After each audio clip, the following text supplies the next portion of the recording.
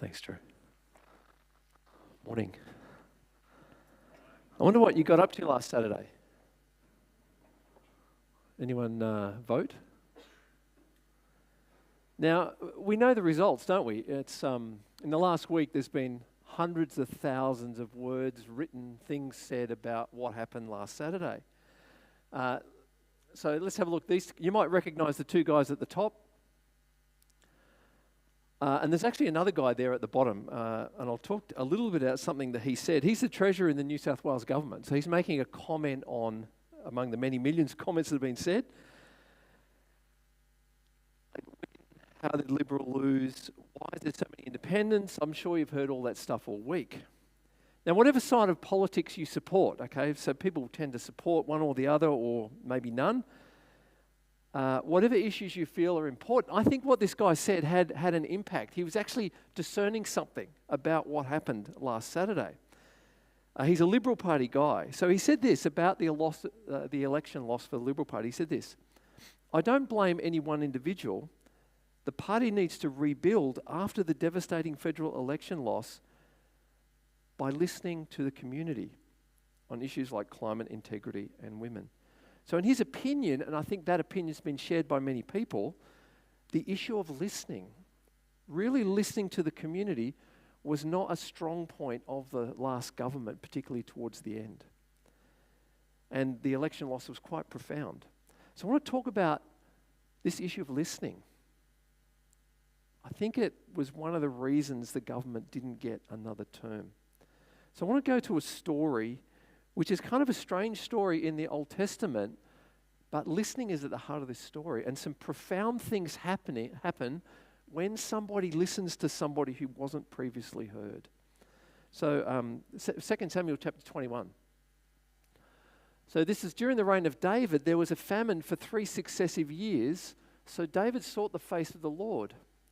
The Lord said, it is on account of Saul and his blood-stained house. It is because he put the Gibeonites to death.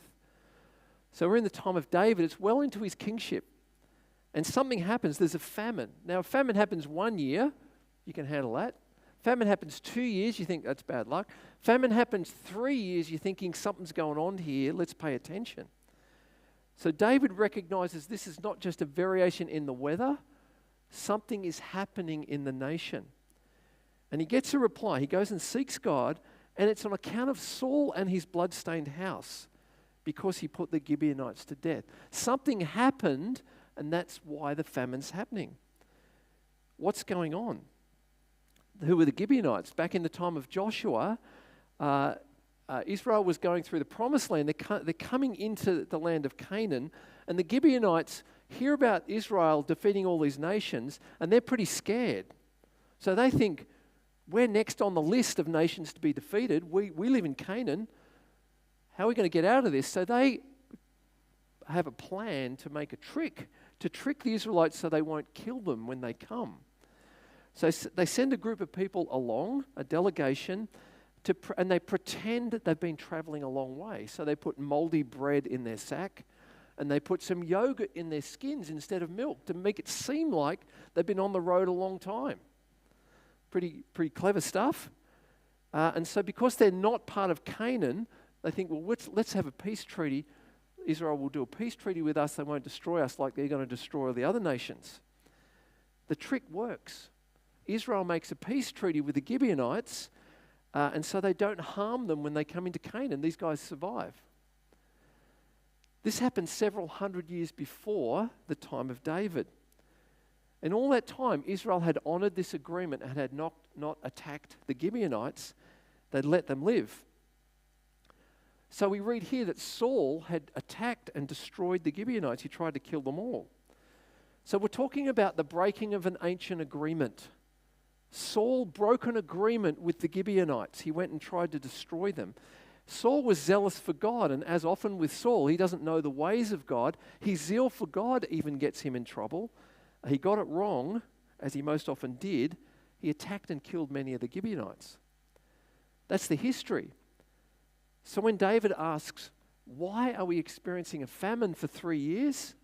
God says, it's because this ancient agreement has been broken. That's why there's a famine. So in the Old Testament, understand the weather is not just the weather, it is connected with God, with the nation, with justice and righteousness. God, blessings and cursings, all of that stuff is connected. They're experiencing this famine, which is like a curse. There's a spiritual reason for it. It's not just bad luck. Something spiritual is happening. David realizes this, and so he says, God, what's wrong? He goes and seeks God, and he gets an answer. This ancient agreement has been broken. Now, David, despite all his failings, is wise. He knows the ways of God. He respects God, unlike Saul. So he's going to do something, and I think what he does next is extremely important. I think it's something we can learn from as individuals, in families, in business, and in politics. It reveals some underlying realities of how God relates to people and how he relates to nations. What does he do? Let's have a look and see what David does next. He goes and asks some people, The king summoned the Gibeonites and spoke to them. Now, the Gibeonites were not part of Israel, but were survivors of the Amorites. The Israelites had sworn to spare them, but Saul, in his zeal for Israel and Judah, had tried to annihilate them. David asked the Gibeonites, what shall I do for you? How shall I make atonement so that you will bless the Lord's inheritance? So he summons the surviving ones and speaks with them. David asks them, what a radical strategy. He asks them, what would it take? How shall I make atonement so that you will bless the Lord's inheritance? Now, I think today, what would be our political strategy? Get the political parties together. They would get together. They'd hire some consultants, come up with a plan, roll it out, bring some brochures, and then that would say, we've fixed the problem. We've thrown some money at it, and it's fixed, isn't it?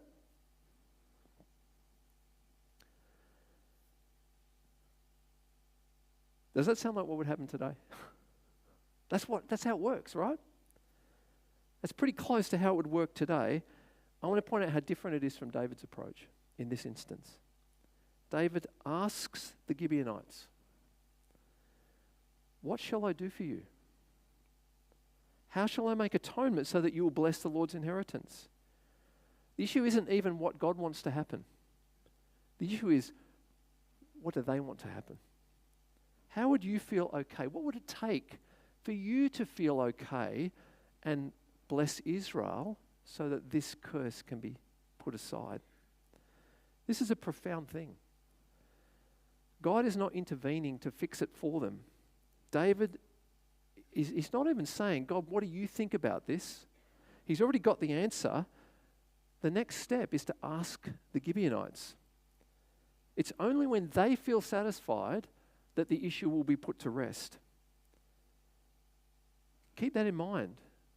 It's not even what God thinks. It's what the Gibeonites think. That's what matters. Now, I don't know whether this looks like your household at all, anytime. Here's a couple having some disagreements. What happens after you have a disagreement? Now, let me speak from a bloke's perspective. You sit back and you think, oh, how did that happen? And you recognize it's not great, right? Eventually, you recognize something. You make plans to fix the situation. Right, okay, solve the problem. Flowers, chocolates, I'll do something around the house, put the plan into action, and most of the time it doesn't work. Is that close to the truth for some? Sometimes a bit like that, right? What haven't you done? You haven't listened. You haven't asked, what's actually the problem here? When a relationship goes sour, the most important thing is not to come up with a great strategy of how to fix it, your strategy. The most important thing is not even asking God. First and most important strategy, listen to the other person. That's the strategy. Let's read on. The Gibeonites answered him, we have no right to demand silver or gold from Saul or his family, nor do we have the right to put anyone in Israel to death. Really saying, we've got no power here. We can't do anything about this. David, the one in authority, says this, what do you want me to do for you? They're not in a position of power, no right to demand anything. David gets that. What do you want me to do? The person in authority asks the other person, what can I do for you? He doesn't come up with a plan himself. He asks the Gibeonites, what should I do? It's not about how David feels about this. That's not the issue. It's not what he thinks about it. What's important is what they think about it and what they want to be done. And I think there's something in that response that helps us understand how to fix things, how to resolve issues, past wrongs. Someone, the person in authority, needs to ask. And then they need to listen. And then they need to act on what was said. These are very important points about how to resolve issues. For past wrongs, for people in positions of authority, the Gibeonites had almost been wiped out. They were understandably angry with Saul and hence with Israel. And when people are angry, often they want revenge. Let's see what happens. This is what they want. They answered the king, "As for the man who destroyed us and plotted against us so that we have been decimated and have no place anywhere in Israel, let 7 of his male descendants be given to us to be killed and their bodies exposed before the Lord at Gibeah of Saul, the Lord's chosen one." Quite a request, right? And the king said, "I'll give them to you." So this asks 7 sons to be killed and left out for the animals to eat, a disgrace. This is serious revenge. Now, at this point, I want to say, we read the Bible and people say, just obey the Bible. Some parts of the Bible don't obey. This is not written to be emulated or imitated in any way. That's what they wanted it to be resolved, and that's what they did, but it's not something we would do today. We're not meant to take revenge and kill the people we have problems with. That's not the way, even though it happens here. Obeying what's in the Bible doesn't mean doing everything in the Bible. It doesn't mean doing everything the Bible says. No, you learn from the Bible. Put into practice those parts which are relevant and express God's heart. But don't just do everything in there. You can get in big trouble for that. But David here, he does what the Gibeonites ask him to do. We would not do exactly what was asked. But the point is, he's listened and he's enacted their will. The revenge takes place. So verse 7, the king spared Mephibosheth, son of Jonathan, son of Saul, because of the oath before the Lord between David and Jonathan, son of Saul. Revenge is taking place. David recognizes this is all about keeping covenant and agreement. I've got an agreement with Jonathan not to harm his son. So he spares Mephibosheth. Keeping these oaths is a good thing, certainly better than ignoring them as Saul does. David knows the ways of God. God is a keeper of oaths and covenants, and so David wants to be that. He's got authority as king to do that, to protect the oath that he's made to Jonathan. It's a good thing. But not everyone has the power to keep their oaths. Let's see what happens. Now, at this point, we're going to be introduced to someone else, Rizpah. She's on the wrong side of the equation. She married into Saul's family. That makes her descendants possible victims of the revenge. I don't think she had any part in killing the Gibeonites, but innocent people get caught up in things. Whenever violence occurs on the earth, there are almost inevitably innocent people who suffer. Justice for one can mean suffering for someone else. So the king took Ammoni and Mephibosheth, the 2 sons of Aiah's daughter Rizpah, whom she had borne to Saul, together with the 5 sons of Saul's daughter Merab, whom she had borne to Adriel, son of Barzillai the Maholathite. He handed them over to the Gibeonites, who killed them and exposed their bodies on a hill before the Lord. All 7 of them fell together. They were put to death during the first days of the harvest, just as the barley harvest was beginning. The bulk of the suffering in this situation falls on Rizpah and Merab and their families. They are the mothers of the 7 descendants of Saul who are killed to facilitate this revenge, to fix up this covenant problem. Their loss is great. In all likelihood, they're completely innocent of anything. They just married into the wrong family. Their sons are dead and disgraced. The Gibeonites are now feeling great. They've had their revenge. They're rejoicing. They got justice. But the price of that justice for the Gibeonites is devastation for Rizpah, Merib, and their family. Now something's going to happen in the story that's quite profound, and I think we have to get. The story's not over yet. This story comes as a block.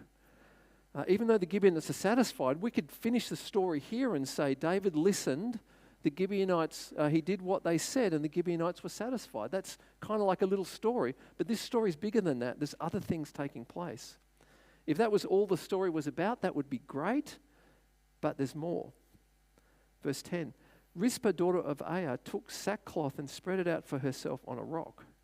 From the beginning of the harvest till the rain poured down from the heavens on the bodies, she did not let the birds touch them by day or the wild animals by night. She's the mother of 2 of the sons, the others are her nephews. Goes out on a rock, spreads out sackcloth, a sign of mourning. She's there from the beginning of the harvest till the rains come. The text tells us she's there for that long. Now in WA, harvest starts in November maybe, and the rains probably come in April. You've got that period of time. It's not Israel is that opposite, about 6 months, up to 6 months. Text is very clear to say she's there for 6 months, protecting the bodies. Something's being said here. Her actions are not peripheral to the story. It's not just about David the king. It's not just about the Gibeonites. It's not just about authority structures or people being persecuted. As ancient wounds are healed, there is further suffering that happens. People like Rizpah are caught up in the midst of all this. In the big picture movements of history, it's the mothers, it's the grandmothers, it's usually women, sometimes it's men, but usually women. They bear the brunt of the failure of government, of economic policy, of social engineering. Her actions are quite incredible.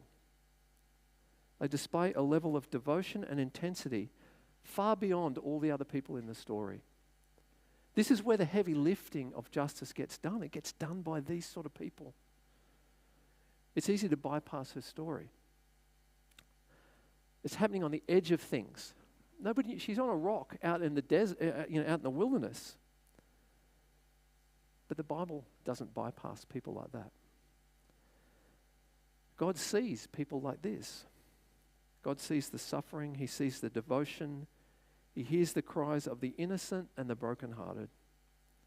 These people are not invisible to God. The Gibeonites weren't thinking about these people when they sought revenge. David wasn't thinking about them. He got to keep his own personal covenant with Jonathan and saved Mephibosheth, which was right for him to do that. But people like Rizpah have no choice. They grieve and they mourn. They seek honor for those taken in war, in political struggle, in business negotiations, in colonization. All these things have happened throughout history. They continue to happen today. The news focuses on the big decisions of government, who's in control of this or that, who's pushing here or there. Underneath, there are people like Rizpah who keep their vigils, remember those who have fallen, and they're seen by God and never forgotten. They might be ignored by everyone else, but they're in the story. God knows they're there. Her actions are so profound, they actually prompt further actions by others. So the text goes on, verse 11. When David was told what Aiah's daughter Rizpah, Saul's concubine, had done, he went and took the bones of Saul and his brother Jonathan from the citizens of Jabesh Gilead. They had stolen their bodies from the public square at Bethshan, where the Philistines had hung them after they struck down Saul on Gilboa. So David hears about what she's done. He recognizes the godliness of what she's doing. And he's inspired, or maybe a better word is he's shamed into acting and putting something else right that should have been put right. More things need to be put right in the land. Verse 13, David brought the bones of Saul and his son Jonathan from there, and the bones of those who had been killed and exposed were gathered up. They buried the bones of Saul and his son Jonathan in the tomb of Saul's father Kish at Zelah in Benjamin, and did everything the king commanded. So the act of Rizpah prompts further acts of reconciling old wounds, of fixing things that had been sitting there in the memory of the people but not recognized. Saul and Jonathan's bones are given a proper burial. All those killed with them are given a proper burial. The families are getting closure after all these things that have happened. Shame is removed from the land. So there's like a domino effect of a series of unresolved issues being resolved, initiated by a famine that caused David to seek God and say why, and then went to the people and said, what can I do to help you with the memory of the devastation that's occurred? The Gibeonites didn't have the power to resolve their own situation. David sought God, got an answer, went and listened to the people who'd been offended by past wrongs. There was a king, there was a government who actually listened to what the people said. But even the process of putting things right results in further difficulty and struggle and suffering. 7 people are killed in the revenge. David keeps his oath because he's got the power to do it. Rizpah has no power. She only has the power of her devotion and her grief. She protects the bodies of her sons and her nephews. Her actions then inspire the closure of more wounds in the nation. The story began with the words, during the reign of David, there was a famine in the land for 3 successive years, and the story now ends. After that, God answered prayer in behalf of the land. The story is complete. It began, things are processed, and it now concludes where God answers prayer. It's a story about old agreements being broken, about people who are offended crying out for justice, about a person in authority who gains insight from God and listens to people. It's also a story about those who have been devastated by these experiences and the grief they hold. Finally, the land is healed after all of these issues are resolved. God answers prayer. Now, this is a profound story, I think. But I want to shift gears. I want to apply this story and its principles to something we live in today. Now, I'm not trying to be political. This is not left or right or anything like that. I want to take the principles in this story and say, how does that apply to our society today? Now, you'll recognize this. You might recognize this. This is a group of Indigenous Australians holding what's called the Uluru Statement of the Heart. It's a document that arose out of dialogues from around the country, inviting all peoples in Australia to join together in a journey of reconciliation. It invites the establishment of a voice to Parliament for Indigenous people and a commission to do a truth-telling about what has really happened in this land. Now, whatever side of politics you ordinarily support, there's no doubt that Australia's Indigenous people have suffered greatly since colonisation. Great wrongs have been committed, including dispossession, numerous massacres, widespread suppression of culture, removal of children from family, and all sorts of acts of injustice. The land and God himself are witness to these events. In the story today, past wrongs were addressed and resolved, and it started with listening. Firstly, listening to God, then to the people who were wronged. After the listening, acting upon the requests that were made, putting things right, issue after issue resolves itself after the initial listening takes place. Ancient agreements are resolved. Things are put right. I think this is a model story for how to do reconciliation. I think that's how Australia can move forward. Great wrongs have happened in our land with Indigenous people. God knows this. The government, whatever, this is not political, whatever government it is, need to listen.